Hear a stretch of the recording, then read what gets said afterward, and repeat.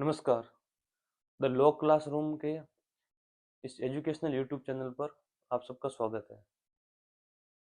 जैसा कि आपने वीडियो के थंबनेल में देखा होगा, आज का हमारा टॉपिक है डिजिटल अरेस्ट। डिजिटल अरेस्ट आज के टाइम में वो महत्वपूर्ण मुद्दा है जिसमें आम से लेके खास लोग भी इसके शिकार हो रहे हैं। तो हम ये मुद्दे को समझना बहुत ज़रूरी है। आज के वर्तमान समय के हिसाब से इसकी जानकारी सबके लिए बहुत आवश्यक है। तो उसी के परिप्रेक्ष्य में उसी के कॉन्टेक्स्ट में हमने ये वीडियो बनाया है। तो इसमें हम डिस्कस करेंगे कि डिजिटल अरेस्ट होता क्या है, डिजिटल डिजिटल अरेस्ट कैसे किया जाता है, और अगर आपके साथ ये होता है तो आपको क्या सावधानियां रखनी है, या अगर आप इसके शिकार हो जाते हैं तो उस स्थिति में भी आपको क्या करना है। तो चलिए वीडियो की शुरुआत करते हैं। सबसे पहले तो डिजिटल अरेस्ट होता क्या है, हम इस चीज़ को समझते हैं। ये एक साइबर धोखाधड़ी है। इसमें जो धोखेबाज लोग हैं या जो भी क्रिमिनल, उनको क्रिमिनल ही कहा जाएगा, जो भी अपराधी हैं, वो आपको इनकम टैक्स ऑफिसर बन के, पुलिस ऑफिसर बन के, सीबीआई के ऑफिसर बन के आपको कॉल करेंगे और आपसे पैसे की मांग करते हैं। पैसे की मांग कैसे करेंगे? वो आपको बताएंगे कि आपके नाम से कोई पार्सल आया हुआ है जिसमें ड्रग्स मिला है या कोई भी आपत्तिजनक चीज़ मिली है, तो आपके ऊपर हम ये एक्शन लेंगे, आपके ऊपर ये कार्रवाई होगी, आपको जेल होगी। मतलब आपको एक तरीके से डराया जाएगा। उस डर के माहौल में वो आपसे पैसा ऐंठने की कोशिश करते हैं और उस तरीके का माहौल क्रिएट करते हैं कि उस स्थिति में आप कुछ ज़्यादा सोचने समझने की स्थिति में नहीं रहते हैं और वो आपसे पैसे निकलवा सकते हैं अगर आपने सावधानी नहीं बरती तो इसमें वो क्या करते हैं, आप इसको समझिए। इसके जो स्टेप हैं, सबसे पहले आप समझिए कि वो आपको फर्जी ऑफिसर बन के कॉल करेंगे। वो बोलेंगे मैं सीबीआई से बोल रहा हूँ, इनकम टैक्स से बोल रहा हूँ, कस्टम से बोल रहा हूँ। फिर जैसे वो अपना पद बताएंगे उसी हिसाब से बताएंगे कि ये मैं कस्टम वाला, अपने हिसाब से बताएंगे। अगर उसका कोई कस्टम का ऑफिसर बन के कॉल करेगा आपको, तो ये उस हिसाब से आपने कोई ऑफेंस किया है। सीबीआई से कॉल करेगा तो सीबीआई में क्या क्या गलतियां आप करेंगे तो सीबीआई आपको कॉल कर सकती है, सब उनको पता होता है। तो उस हिसाब से फिर वो आपको बताएंगे कि आपने ये गलती की है। पुलिस स्टेशन से कोई ऐसी गलती बताएंगे जो पता है, जिसके लिए पुलिस आपको कॉल कर सकती है। तो उस हिसाब से वो आपको पहले कॉल करेंगे। फिर वो कॉल करने के बाद आपको आपके ऊपर आरोप लगाएंगे कि आपके ऊपर ये आरोप है, आपने ड्रग्स के मामले में सम्मिलित, आप ड्रग्स में के मामले में सम्मिलित है, आपने चोरी की है, आपने अवैध आपने मनी लॉन्ड्रिंग की है। ऐसे ऐसे आप पे आरोप लगाएंगे। तो दूसरा उनका ये स्टेप रहेगा।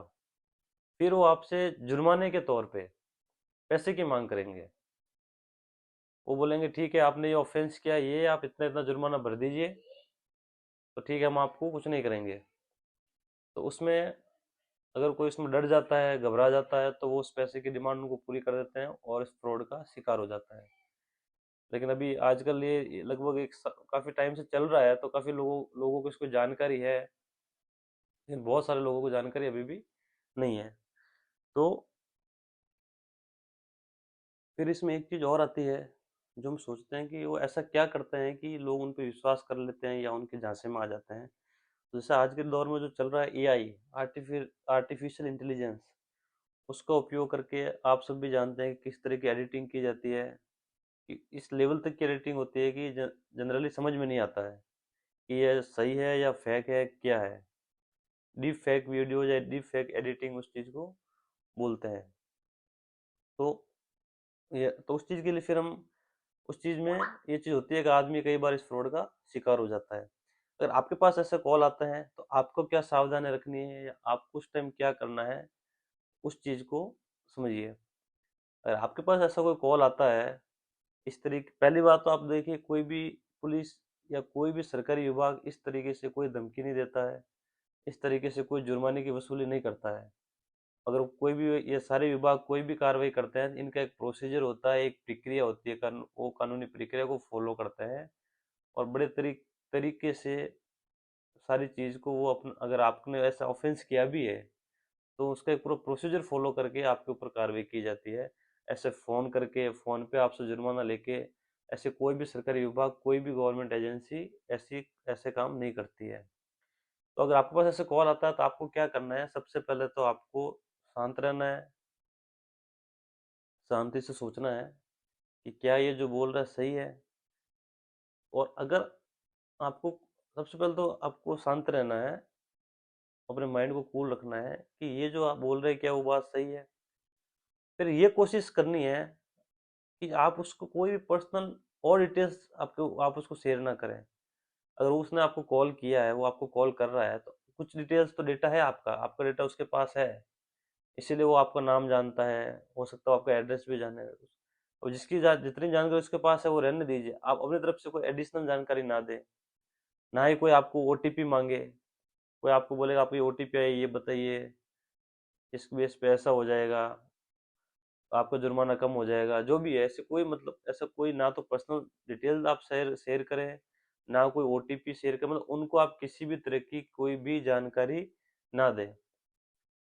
आप उस स्थिति में वो इस तरीके से भी आपको हैंग करके रखते हैं कि आप स्क्रीन से हटिए मत, आप स्क्रीन से हटते ही ये हो जाएगा, हम आपके ऊपर एक्शन कर लेंगे, तो कुछ नहीं करना है। जैसे मैंने आपको पहले ही बताया, सरकारी एजेंसी ऐसी हरकत नहीं करती है। इस वीडियो को बनाने का पर्पज यही है, और भी लोगों ने इस टॉपिक पे वीडियो बनाए हैं, उन सबका पर्पज यही है कि आप इस चीज़ को समझें। तो अगर ऐसा लगता है, आप उस टाइम फ़ोन को तुरंत काट दें। और फिर भी अगर आपको तसल्ली करनी है तो आप उस वो बंदा जिसने भी आपको कॉल किया होगा उसने आपको बताया होगा, मैं इनकम टैक्स से बात कर रहा हूँ, मैं पुलिस स्टेशन से बात कर रहा हूँ, मैं फलाना बात कर रहा हूँ। तो आप उसको काटिए, फ़ोन काट के हर गवर्नमेंट एजेंसी का वेबसाइट है, मेल आईडी है, और हर गवर्नमेंट एजेंसी के दूरभाष संख्या, उनके जो भी नंबर हैं, कॉन्टेक्ट नंबर होते हैं, आप उस पर कॉल कीजिए कि भाई ऐसा ऐसा कॉल आया है कि आपके ऑफिस से आया है क्या, ये नाम बता रहे थे, या अपने अगर कोई पदनाम बताता आपको पदनाम बताएगा, आपको ऑफेंस बताएगा, तो इस तरीके से आपके ऑफिस से कोई ऐसी कोई मेरे खिलाफ कोई रिपोर्ट है तो वो आपको बता देंगे। और वो पुलिस स्टेशन से आया है, कोई नज़दीकी पुलिस स्टेशन बता रहा है, तो आप जाइए वहाँ जाके पता कर लीजिए कि क्या कोई ऐसी मेरे खिलाफ कोई ऐसी कंप्लेन है, या मेरा कोई ऐसा ऐसी चीज़ आपके पास है क्या कि मैंने ऐसा कोई क्राइम किया है। तो आसानी से उस चीज़ को आप डिटेक्ट कर सकते हैं। तो आपने आपको फ़ोन काटना है, और जिस एजेंसी का भी नाम लेता है वहाँ से आपको वेरीफाई करना है। पुलिस स्टेशन का नाम लेता है तो वहाँ कहीं वहाँ से आपको वेरीफाई करना है। और जब आप फ़ोन करेंगे वो आपको बता देंगे नहीं आपके खिलाफ ऐसी कोई शिकायत नहीं है, तो आप समझ जाइए कि वो आप फ्रॉड से बच गए, आपको आपके ऊपर कोई ऐसी कार्रवाई नहीं होने वाली है, आपने ऐसा कुछ नहीं किया। तो ये तो उस स्थिति में है कि जब आप फ्रॉड का शिकार नहीं हुए, आपने आपने अपना बौद्धिक क्षमता का यूज़ किया, आपने हो सकता है इस वीडियो को देखा हुआ होगा, तो आप ऐसा नहीं करेंगे, तो आप वहाँ बच गए। अब बाई चांस आप मान लीजिए कि आप उस स्थिति में आप उनकी बातों में आ गए और आप फ्रॉड का शिकार हो गए, आपने उनको पैसा भेज दिए, आपको पैसे का नुकसान हो गया, तो फिर आपको क्या करना है? फिर आपको उसके लिए आपको हेल्पलाइन, या तो आप हेल्पलाइन नंबर है 1930 1930 पे कॉल कीजिए, या जो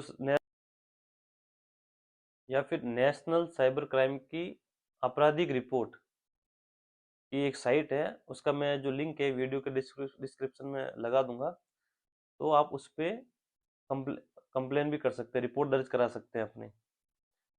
ये चीज़ तो ये होगी कि आपको क्या करना है। हमने क्या दिखाया, डिजिटल अरेस्ट क्या होता है, वो किस तरीके से आपको डिजिटल डिजिटल अरेस्ट करते हैं या करने की कोशिश करते हैं, और उस स्थिति में आपको क्या करना है, ये हमने अब तक की वीडियो में देख लिया है। अभी एक चीज़ ये है कि जैसे हर चीज़ के लिए कानून बना हुआ है, क्या डिजिटल अरेस्ट के लिए कोई अलग से कानून बना हुआ है, क्या इसके लिए कोई अलग से प्रक्रिया है?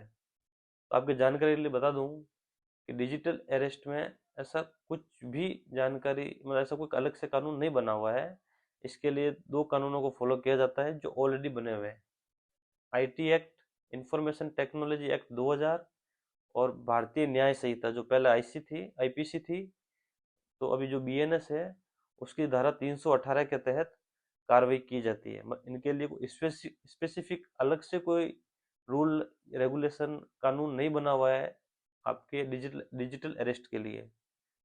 IT act, information technology act 2000 और बीएनएस भारतीय न्याय संहिता की धारा 318 के तहत कार्रवाई की जाती है। भारतीय न्याय संहिता की धारा 318 जो बीएनएस की है, वो पहले आईपीसी इंडियन पिनल कोड की धारा 420 थी 420, जिसको हम हर आदमी लगभग जानता है कि 420 क्या होता है। बोले तो 420 आदमी है, यहाँ पर 420 ही हो रही है, तो मतलब 420 मतलब धोखाधड़ी जालसाजी। तो वही धारा को लगाकर आपके इसके ऊपर कार्रवाई की जाएगी।